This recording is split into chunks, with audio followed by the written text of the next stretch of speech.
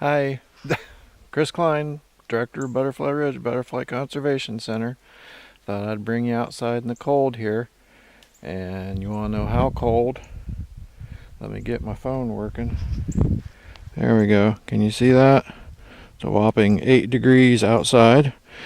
And there's a actual reason why I brought you out here to show you it's 8 degrees outside. And that today's topic is how butterflies respond in the cold, okay, in the wintertime. And there's a couple different techniques, couple different strategies, and we'll show you a little bit outside and then we'll go back in where it's nice and warm.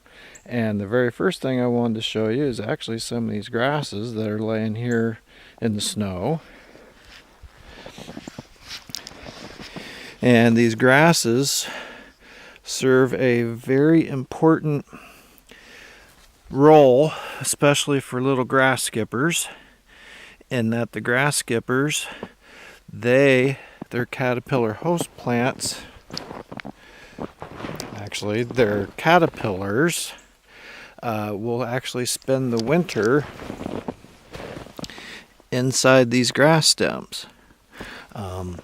Believe it or not, they bore into those grass stems, and that's how they spend the winter, is inside the grasses.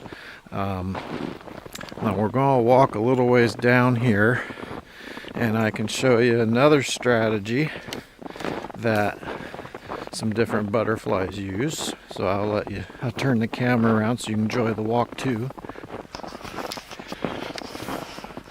You can see our big oak tree that fell across the path, all covered in snow here.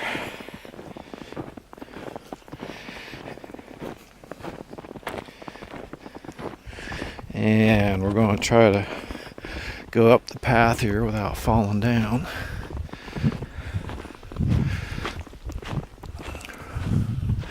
Okay, so I am hopeful, although admittedly in the bright sun it's a little hard to tell. I'm hopeful you can see those big brush piles there.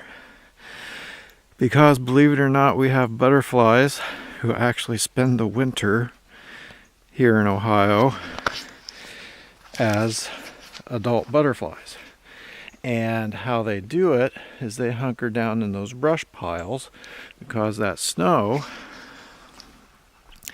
that's covering the brush pile actually helps insulate the pile, so that the butterfly that's down the bottom of it, I won't say they stay toasty warm, but they are certainly not exposed to the 8-degree temperature that I'm currently being exposed to. And so that's how those adult butterflies, that's how they're able to survive the winter. And so another technique that the adult butterflies use as far as surviving the winter, we can actually see in a great big huge tree that's over there on the other side of the creek. Let me swing the camera around. And hopefully you can see that big tree right there. And you see how the top of it in sections has died or is dying. And you get big trees like that, and when the bark starts peeling away on those big dying and dead trees, didn't mean to blind you in the sun there.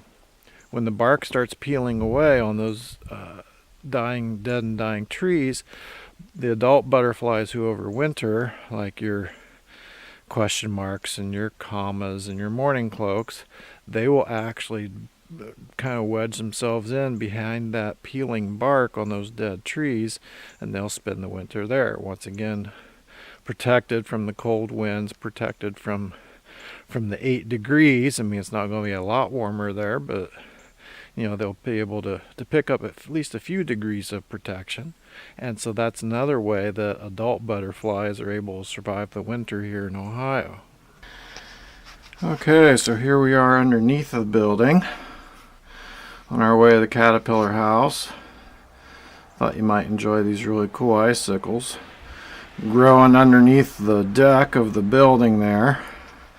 And so now we're going to walk around underneath the stairs. Get you a look at the wetland there. So this is the outside of the caterpillar house. I'm hoping you can see those chrysalises pretty well. That kind of brownish, see if I can get my angle so you, there we go. The kind of brownish one there, I believe, if I recall, that's tiger swallowtail. The lime green. The lime green is more of a spicebush swallowtail, if I recall. Those lime green are actually pipevine swallowtails, as are the brown. So we got, as you can see, we got a lot of pipevine swallowtails. All those random leaves in there are some different moth cocoons. Okay, so the reason I'm showing you this is because some butterflies actually overwinter as a chrysalis. And so what they do is they will attach themselves to the side of a perennial stem. So for example, this here's an ironweed.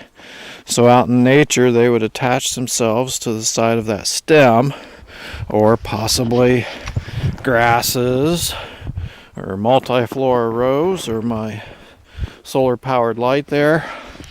They'll attach themselves to a variety of things, and that's how they'll spend the winter. And I'm showing you all this because there's things that you can do in your home landscape to help protect all these overwintering butterflies. And so we'll head back inside, since my fingers are starting to get numb.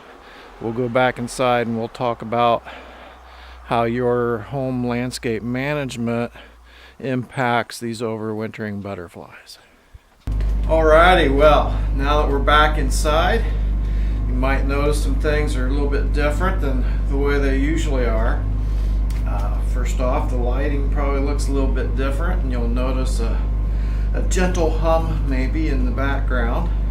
And that's because there's so much snow on my solar panels up on the roof that my batteries aren't able to recharge, which means I have no power in my nature center.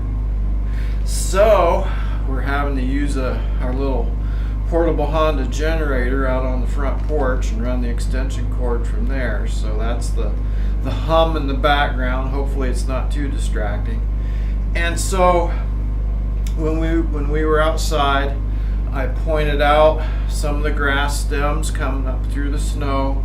Once again, some of our grass skippers, actually pretty much all of our grass skippers, they overwinter as the caterpillar, very, very tiny little caterpillars. And what the caterpillar does is they burrow into those grass stems, and that's where they spend the winter. As amazing as that sounds with as cold as it is outside. And so, for example, you know, a lot of people aren't real familiar with grass skippers because they're small and spastic and hard to get them to hold still for pictures. But for example, Peck's skipper, least skipper, Zabulon skipper, those are all skippers that are relatively common here at Butterfly Ridge, and once again, that's how they spend the winter, is tucked into inside those grass stems. We also talked a little bit about how especially the swallowtails will overwinter in that chrysalis stage. Showed you some chrysalises that we have hanging down in the caterpillar house, some different swallowtail caterpillars that we raised last fall, and they're overwintering down the caterpillar house. And so once again, that's tiger swallowtail, spicebush swallowtail, pipevine swallowtail. Once again, all relatively common here at Butterfly Ridge, and that's how they overwinter. And so one of the things to keep in mind, like when you're doing your fall cleanup and that sort of thing in your garden beds, I know a lot of people, in the name of making things look tidy, they cut down all their ornamental grasses and whatnot in the fall, throw all that stuff in the burn pile. They cut off all their, deadhead, cut off all their old dead perennial stems, throw those in the burn pile. Well, if you're one of those folks who do that, keep in mind you've just burned up all of next year's grass skippers and swallowtails.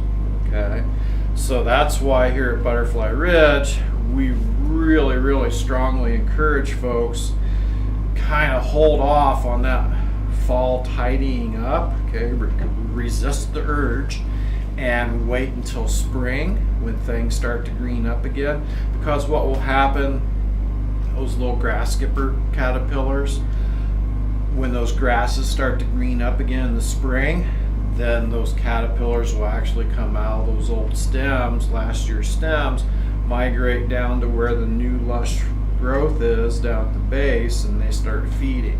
So at that point, then if you really want to cut back grasses, then that's the time to do it, and you won't hurt your grass skippers any. In the spring, when you start seeing swallowtails fly around, then it's probably safe for you to cut off last year's old perennial stems, and you won't have to worry about killing the chrysalises that might be on there. We also took a look at some of our brush piles that we have scattered here at Butterfly Ridge. I know brush piles don't look especially neat and tidy, but once again they serve a purpose. And that purpose is to provide overwintering habitat. And so while those brush piles are covered in snow, it actually helps insulate those butterflies that are hiding and spending the winter down in the bottom of those brush piles. And once again, those are Eastern comma, question mark. I think mourning cloaks fall in that category too, that overwinter as adults. So that's why when you get 3 or 4 nice warm days in a row in February, which I am seriously looking forward to, that's why you'll see butterflies flying around, because they crawl out from their brush pile, fly around, turns cold again, they duck back into their brush pile again. Now, a lot of people think, here in the east, here in Ohio, a lot of people think that all of our butterflies in the fall migrate to someplace where it's warm and then they come back in the spring. And that's not how it works. There's only one of our butterflies that does that. And of course, that's the monarch butterfly. And they migrate in the fall down to the mountains northwest of Mexico City in the state of Michoacan, Mexico. And they'll leave Ohio usually end of August and through September is about the time that they're leaving Ohio. Keep in mind that butterfly that leaves Ohio to go to Mexico doesn't return to Ohio the next spring. Okay, that butterfly starts the return trip, gets roughly to the Rio Grande Valley in South Texas, mates, dies, the next generation continues the trip north. So as a former cross-country track and field guy, I like to compare it to running. The migration in the fall is very much like a long distance race, whereas in the spring it's very much a relay race between the different generations. And once again, monarchs are the only butterfly that we have that migrates. So hopefully that gives you some ideas about what butterflies do in the wintertime when it's so cold outside and so much snow. And I know in this next coming week it's supposed to get like really brutally cold. I know some of you are going to be seeing below 0 temperatures.